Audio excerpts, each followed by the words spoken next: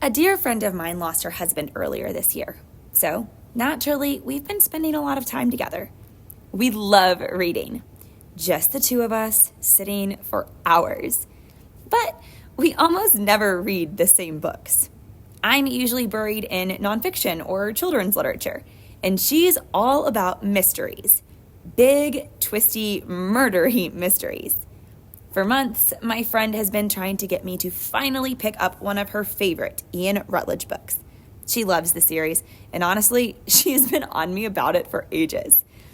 Ian Rutledge is this early 1900s detective who's sharp, thoughtful, and just a little haunted by his past. And Charles Todd, which is the pen name for the mother-son duo who authored the series, has been writing him for decades. This fall, after my husband's friend passed away, she heard that Caroline Todd, the mother in the writing team, had also passed a few years ago. It hit her in a way I won't ever forget. She's followed the series faithfully, and learning about Caroline's death felt like losing another friend, someone she's connected with through the story she loved so much. And here she was already grieving the loss of her own best friend of 57 years. It was heavy, and it broke my heart for her.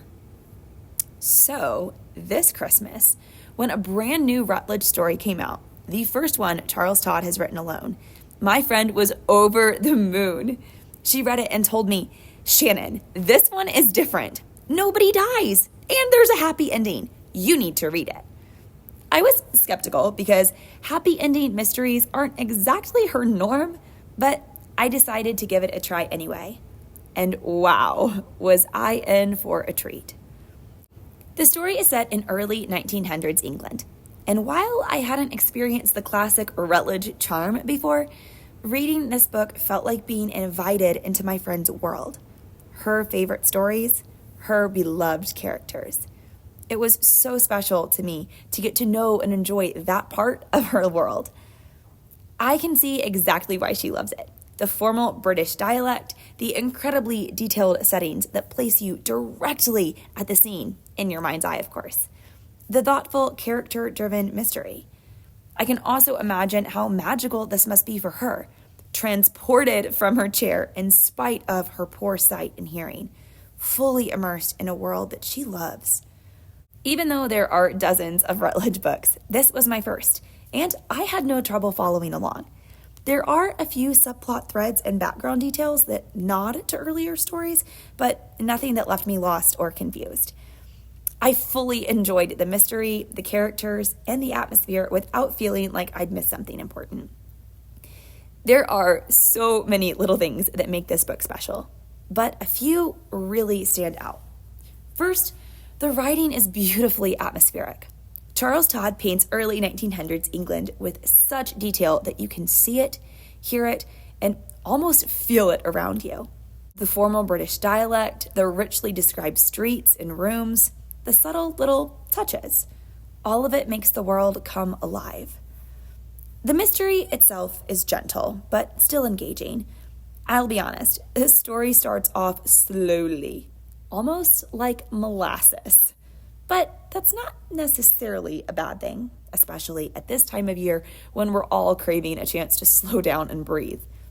Then, on page 153, something happens that made me gasp and had Wes asking what on earth was wrong. Instantly, I was hooked. What had been slow and easy to set aside became impossible to put down, almost like the book had grown Velcro to my hands.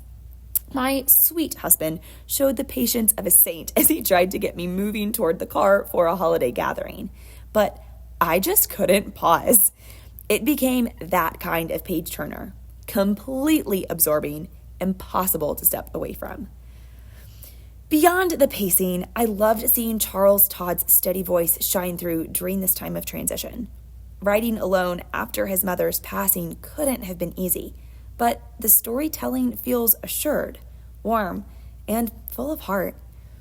The Christmas elements are subtle and classy. They add warmth and festivity without ever feeling kitschy. And throughout, there's this gentle emotional undercurrent, moments of truth, clarity, and restoration that make the story linger after you finish it. There's tension and intrigue, yes, but it never becomes dark or heavy. Just enough to keep you engaged while still feeling comforting and cozy. All of these things together made reading this book feel like a gift. Clever, heartwarming, and utterly absorbing. For years, I haven't read much fiction at all. And what I have has mostly been children's literature because of my students. This was the first purely elective adult fiction I've picked up in probably half a decade. And honestly, it reminded me why I love tasteful, meaningful stories. It gave me a chance to slow down, breathe, and really sink into a world that felt alive. One of my favorite parts of the book is that it leans a little into the history of World War I, which I thought was so exciting because that's exactly what we'll be covering in detail next week. More broadly, it reignited a love for tasteful and educational fiction. Books that teach you about culture and history while still telling a really good story. By the end, I just felt cozy, grateful, and uplifted. Exactly the kind of read I want in the middle of December. This is a lovely pick if you want to get lost in a story at your own pace. The setting is charmingly British, the characters are ones you'll care about, and the mystery is gentle and engaging without ever feeling dark. It's only 211 pages, so it's an easy read that you can finish in a night or two. But you do need to be okay with a slow start. Once it picks up, though, it completely pulls you in. It's the kind of book that's perfect for a December afternoon when you just want to relax, breathe, and enjoy a little heartwarming story. And if you love historical details or a touch of World War I context, that's an added bonus that makes it feel even richer. At the end of the day, my sweet friend was right. I was completely swept away. Not only was A Christmas Witness clever and engaging, but it had a warmth and heart I wasn't expecting. It felt like one of those rare books that wraps you up in the story and leaves a little glow when you close it. My recommendation? Light a candle, grab a blanket, pour yourself something warm, and just get comfy with this book. It's gentle, warm, clever, and it will make you want to slow down and really sink into the story. Whether you've always loved fiction or, like me, this is new territory, I'd love to hear what you think. Have you read Charles Todd before? Or maybe there's a mild feel-good mystery or a favorite Christmas book you love to revisit.